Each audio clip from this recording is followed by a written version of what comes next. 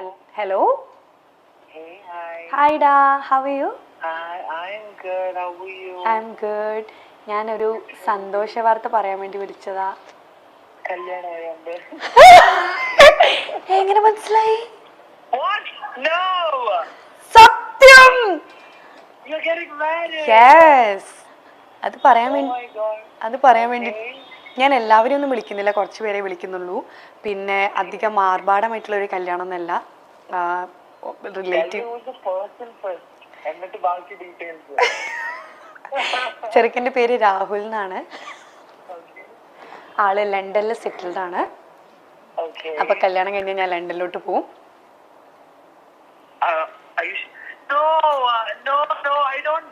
ഞാൻ ലണ്ടനിൽ പോണ്ടേ? അപ്പോ ഞാൻ ലണ്ടനിൽ പോകുന്നതാണോ പ്രശ്നം, കല്യാണം കഴിക്കുന്നതാണോ പ്രശ്നം?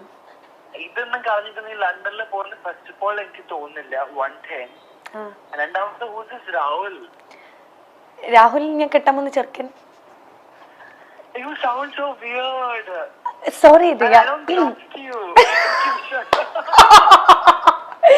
എനിക്ക് ഞാൻ പറയട്ടെ, സത്യത്തില് കല്യാണത്തിന് റിയാസും ഡെയ്സിയും അപർണയും ജാസ്മിനെ ഞാൻ ഓൾറെഡി വിളിച്ച് പറഞ്ഞിട്ടുണ്ട്.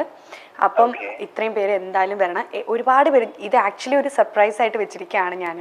ഓക്കെ, പെട്ടെന്ന് തന്നെ കല്യാണം കഴിക്കണം എന്നുള്ള എൻ്റെ ഒരു തീരുമാനമായിരുന്നു.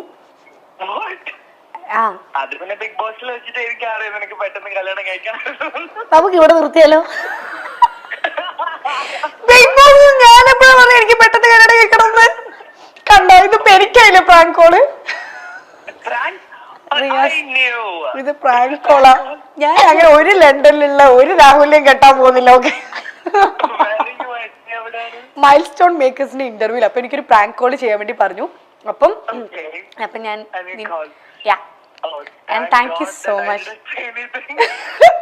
അല്ല, എനിക്കൊരു സംശയം ഇപ്പോഴും ബാക്കിയുണ്ട്. ഞാൻ എപ്പോഴാ ബിഗ് ബോസിൽ കല്യാണം കഴിക്കാൻ മുട്ടിരിക്കാന്ന് പറഞ്ഞേ?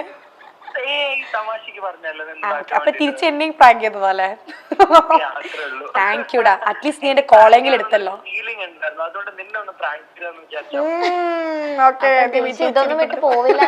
അപ്പൊ ഞാൻ ഇതൊന്നും വിട്ടൊന്നും പോവില്ലെന്ന് ഉറപ്പല്ലേ?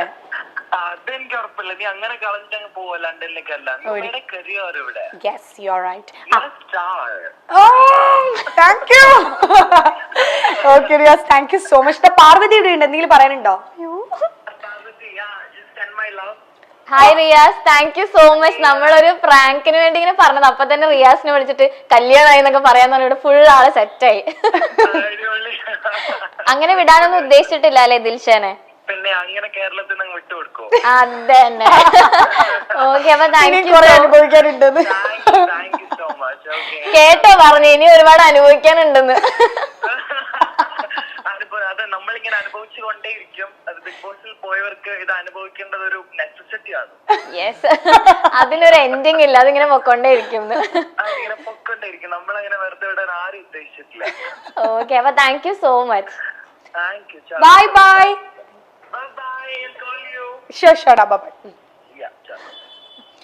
ഭാഗ്യം വേറൊന്നും പറഞ്ഞില്ലല്ലോ. ഓക്കെ, ഇനി ഒരു സർപ്രൈസ് ഉണ്ട്, കാണിക്കട്ടെ. ടെൻഷൻ ആവുന്നത്. ടെൻഷൻ ഒന്നും വേണ്ട.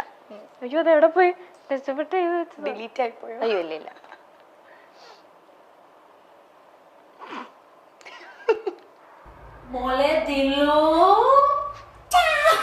വേറാരും കിട്ടില്ല. കേക്ക് ആ മഞ്ഞ വരവൊക്കെ കാണും.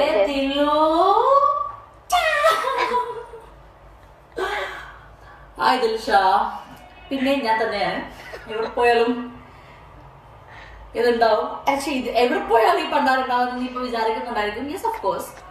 സോ എനിക്ക് നിന്നോട് ചോദിക്കാനുള്ള ക്വസ്റ്റ്യൻ എന്താണെന്ന് വെച്ചാല്, എനിക്കൊരു ക്വസ്റ്റ്യൻ ഉള്ളിൽ ചോദിച്ചിട്ട് മറുപടി വരെ ഇച്ചിരി ബുദ്ധിയെങ്കിലും ഉണ്ടെങ്കിൽ മണ്ണ ബുദ്ധി കളിക്കുന്ന കാട്ടുകാരാണല്ലോ.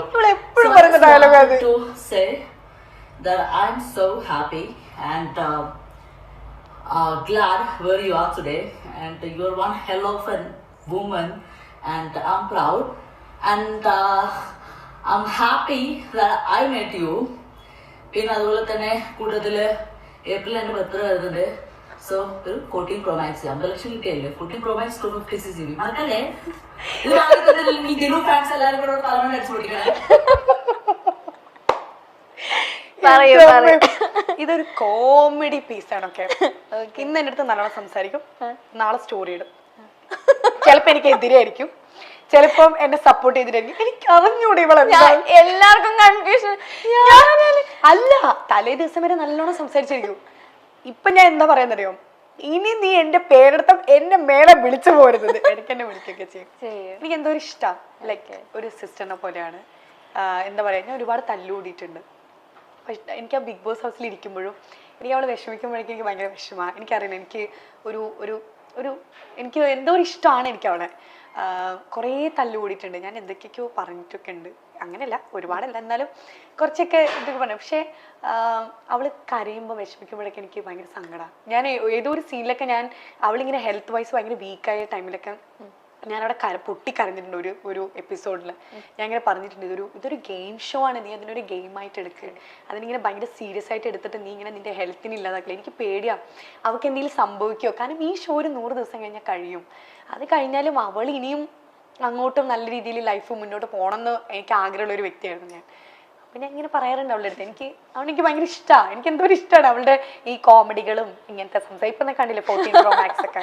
അതെ, 50 ലക്ഷം കിട്ടിയല്ലോ, ഒരെണ്ണം വാങ്ങി. 50 ലക്ഷം വെച്ചിട്ട് ഞാൻ എത്ര ട്രോൾ ഉണ്ടെന്നറിയോ. ഞാൻ കാണാത്ത മിക്ക വീഡിയോസ് ഇവളാണ് എനിക്ക് ഇൻസ്റ്റാഗ്രാമിൽ സെൻഡ് ചെയ്ത് തരാം. ഇനി മേലെ വേണ്ടി പോയത് 50 ലക്ഷം. എൻ്റെ അടുത്ത് കുറെ ഡാൻസിന്റെ വീഡിയോസ് സെൻഡ് ചെയ്ത് തരും, എന്തൊക്കെയൊക്കെയോ എന്റെ ട്രോളുകൾ കുറെ വീഡിയോസ് എനിക്ക് സെൻഡ് ചെയ്ത് തരും.